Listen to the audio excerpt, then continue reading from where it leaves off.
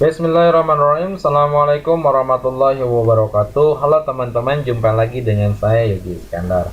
Pada kesempatan kali ini kita akan membahas tentang bagaimana caranya membuat Google Form dengan mudah. Ya, artinya bahwa kita akan bikin soal uraian dengan mudah ya. Itu dimana teman-teman semua bisa men-share-nya kepada teman-teman mahasiswa yang lainnya. Kemudian bagaimana caranya mahasiswa bisa langsung menemukan soal dari teman-teman. Jadi kita nanti akan langsung nge-link ya, bikin linknya di blog ya. Nah, pertama yang harus teman-teman lakukan supaya pembuatan soalnya itu lebih mudah ya, di Google Form-nya teman-teman bisa membuat terlebih dahulu soalnya. Ini saya sudah membuat soal ICT untuk pendidikan, soal ICT untuk ini bentar ya. Oke, nah sekarang karena kita sudah membuat soal ini akan dipindahkan ke Google Form, maksudnya supaya lebih cepat aja pada saat kita mau entry soal di Google Form, apalagi jika teman-teman kuotanya terbatas seperti saya ya. Oke, nah selanjutnya teman-teman buka Google Drive. Ya, Google Drive ini pastikan dengan email yang teman-teman akan tempatkan ya, karena ini emailnya saya ada beberapa email, saya mau menempatkan di email yang lain ya. Ntar saya another account. Oke, nah ini Google Drive-nya udah berpindah ya, sekarang udah ke Smart, bukan email yang punya saya. Kemudian teman-teman bisa mengklasifikasikan di mana teman-teman akan menyimpan soal UTS teman-teman ya. Saya akan membuat UTS, buat lagi new folder, kemudian saya kasih nama UTS 2020 semester genap, oke. Nah kemudian klik create dan kemudian teman-teman buka foldernya.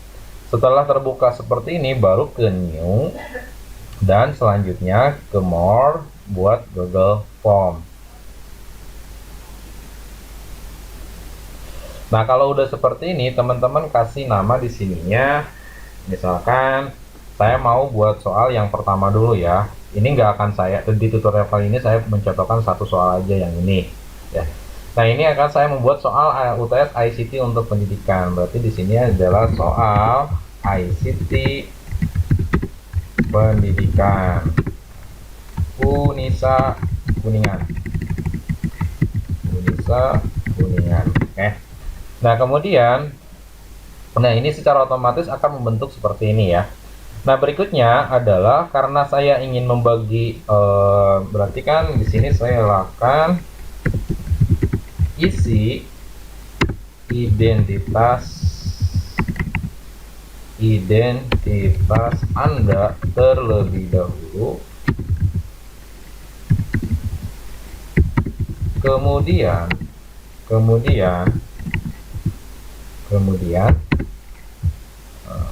isi jawaban sebaik mungkin ya. Misalkan ini pesan yang ingin Anda sampaikan kepada peserta UTS Anda ya.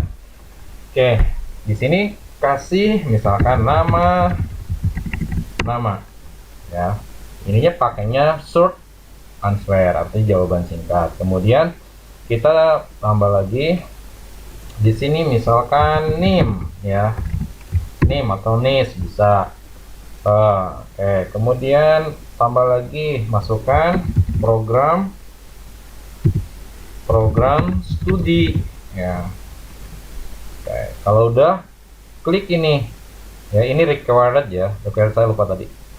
Ini required artinya ini harus diisi. Kalau belum diisi maka tidak bisa loncat ke session berikutnya atau ke halaman berikutnya. Oke, nah cirinya ada bintang. Kalau udah required cirinya bintang. Kemudian klik jeda ya, gitu kan. Nah kemudian misalkan soal esai ya, soal esai. Jedanya ini move aja ke atas atau tambah dulu dah. baru mob. Palingnya saya salah ya.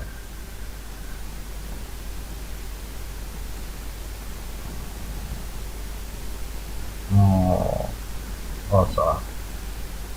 Oke, ini nggak bisa di mob. Nah, bisa ya, jadi mob aja ke atas.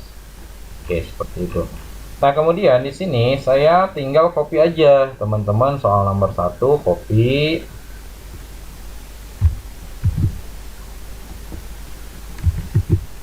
Nah, kemudian ininya pilih paragraf supaya long ya. Jadi teman-teman mahasiswa bisa menjawab dengan sangat panjang gitu kan. Kemudian ini answer, kemudian description-nya aktifkan dan paste ya gitu kan. Jadi supaya ada pemisah antara soal yang dibuat oleh teman-teman dengan pertanyaan, antara deskripsi soal dengan pertanyaan, oke.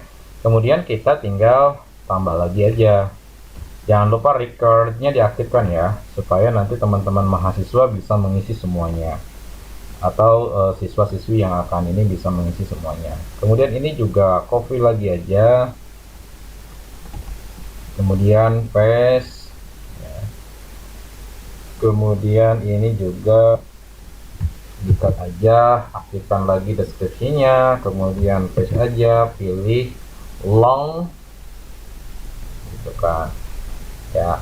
Sebenarnya ada juga yang apa namanya, yang multiple choice itu bisa teman-teman bisa menambahkan poin ya, tapi saya tidak buat deskripsi ini. Teman-teman bisa membaca, bisa membuka video saya di ICT pertemuan kelima, nanti saya buat deskripsinya ya, saya cantumkan ininya, linknya.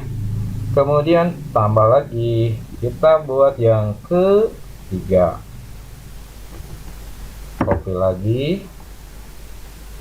tiganya harus di bawah ya, copy lagi, kemudian paste lagi, kemudian ininya cut lagi,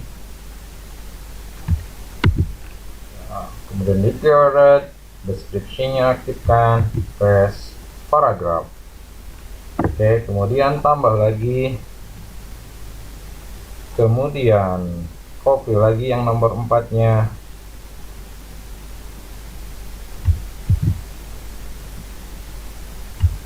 paste. Nah, ini ada meliputi kan A kan, ini bisa pakai tanda kurung aja ya. Mungkin di antara teman-teman ada yang tahu cara agar lebih efektif ya, bisa tulis di deskripsi ya, supaya ada bisa keluar deretan apa namanya, deretan dari pertanyaan ini ya. Misalkan ini kan di sininya kan deretan ya, A B C D. Nah gitu kan, barangkali ada di teman-teman strategi yang lebih mantap gitu kan ya, bisa ditulis di deskripsinya di bawah. Kemudian ini di cut lagi, kemudian ini di paste lagi, sorry, di description, paste jawabannya, paragraph, record ya. Kemudian satu lagi, oke, nomor 5 ya, 4 3 4 5. Kemudian di cut lagi, kemudian di paste lagi, di ininya di paragraph, ininya di recorded, description, paste, selesai ya. Oke, udah selesai semua ya teman-teman. Kita lihat apakah sudah recordnya sudah aktif semua. Kita cek lagi, ini aktif ya, yang ini juga aktif, yang ini juga aktif, yang ini juga udah aktif, ini udah aktif. Oke, nah berikutnya setelah ini selesai, supaya tampilannya lebih bagus ya, tampilannya lebih keren, kemudian di themes ya, pilih yang theme, change image, kemudian pilih image yang sesuai dengan keinginan teman-teman ya, supaya tampilan headernya lebih keren. Kita nyari dulu theme yang lebih, yang relevan ya. Nah ini, atau yang ini aja lah, insert. Nah, yang lebih relevan tense-nya. Nah, kalau udah seperti ini udah jadi, tinggal di share. Nah, masa share-nya kayak gini kan, ini kan nggak mungkin banget ya. Share-nya kayak gini, ini kan kurang enak lah dilihat. Bisa sih pakai Bitly dan lain sebagainya, tapi kan kalau pakai Bitly juga itu kadang-kadang kalau kita nggak bayar, itu cuma beberapa saat aja aktifnya ya. Tapi agar lebih bagus, agar lebih keren, saya gini aja, ini di copy dulu, kemudian teman-teman bikin sebuah blog ya, karena saya sudah punya, jadi saya nggak bikin blognya, saya sudah ada blognya di sini ya. Kemudian masuk, oke, kemudian buat sebuah page, kemudian new page, tulis judulnya adalah UTS semester genap tahun 2019-2020 Unisa Kuningan ya, Unisanya besar ya, Unisa Kuningan. Kemudian di sini adalah list soal UTS untuk mahasiswa siswa 1. Ini soalnya apa? ICT pendidikan ya, berarti ICT pendidikan karena saya ngajarnya di PAI, mata kuliah ICT pendidikan, ICT untuk pendidikan maksudnya, Unisa Kuningan. Nah, caranya gini teman-teman, blog, kemudian ke link, kemudian paste, kemudian oke ya. Nah, kalau udah link, publish.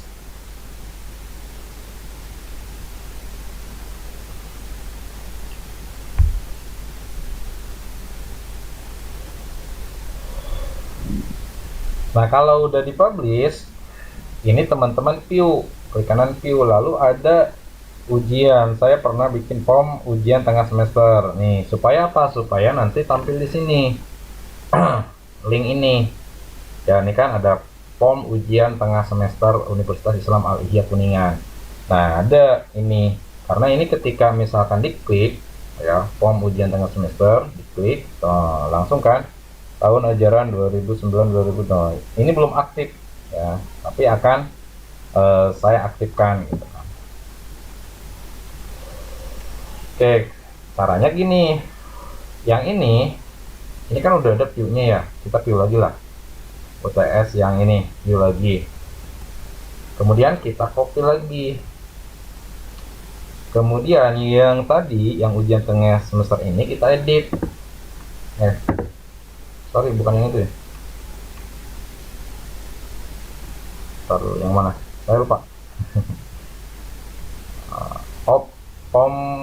Pom ujian tengah semester ya. Sorry, saya lupa. Pom, namanya pom ya.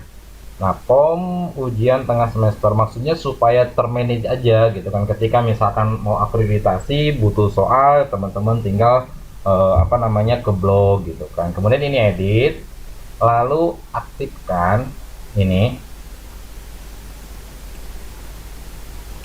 Kemudian kasih link. Kemudian paste. Oke. Lalu karena ada beberapa data yang kadang-kadang masuk, kadang-kadang tidak. Nah, si mahasiswa ini perlu perlu memperhatikan apakah datanya sudah masuk atau belum. Nah, kita bikin lagi linknya. Lihat data jawaban UTS genap misalkan. Ya, caranya gini ya. Nah, teman-teman di sini ke respon, kemudian bikin ya, ini nih. Bikin new respon, kemudian ininya dirubah namanya supaya nanti tidak berceceran.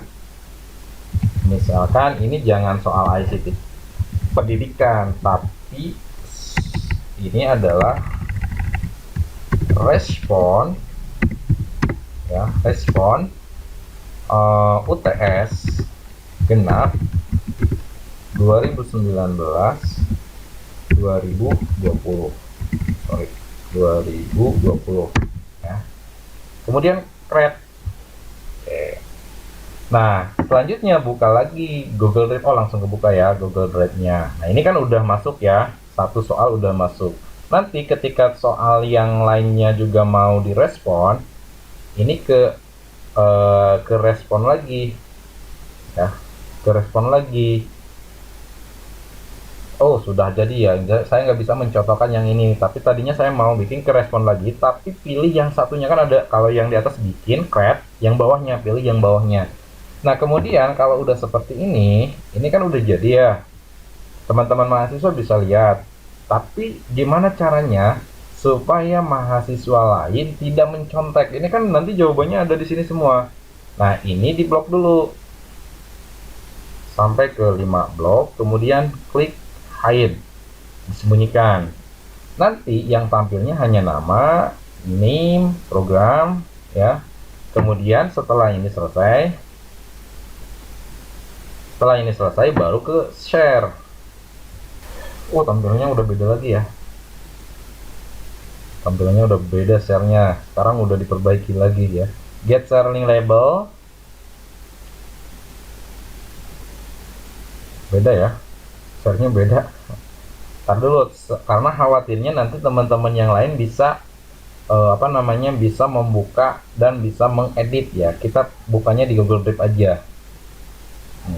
Ini di refresh, karena kalau dari sini khawatirnya nanti bisa teman-teman mahasiswa bisa edit, bahaya dong ya. Nah, ini kan udah ada ya respon.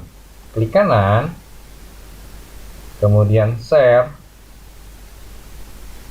Kita lihat, oh sama aja ya. Setting, edit, change permission, pure comment. Oh, cuman 2. Tar dulu. Ini udah berubah nih. Nah, ini. Ya, pastikan can view ya. Pastikan can view, jangan can edit. Supaya teman-teman yang lain tidak bisa mengedit. Nah.